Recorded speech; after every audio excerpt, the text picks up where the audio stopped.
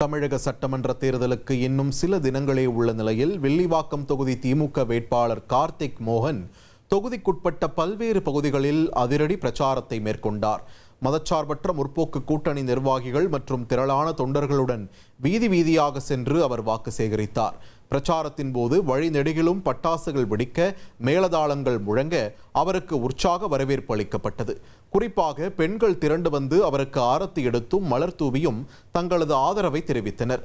திமுக தேர்தல் அறிக்கையில் இடம்பெற்றுள்ள மக்கள் நல திட்டங்களை விளக்கும் துண்டு பிரசுரங்களை வீடு வீடாக சென்று விநியோகித்த கார்த்திக் மோகன் உதயசூரியன் சின்னத்திற்கு அமோக ஆதரவு திரட்டினார்.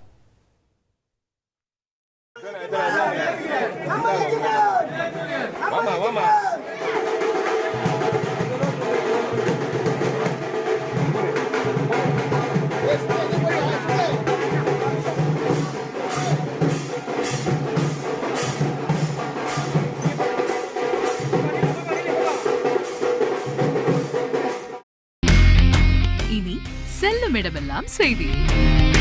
தந்தி டிவியின் வாட்ஸ்அப் சேனலை ஃபாலோ பண்ணினா செல்ல இருக்கும் இடமெல்லாம் செய்தி.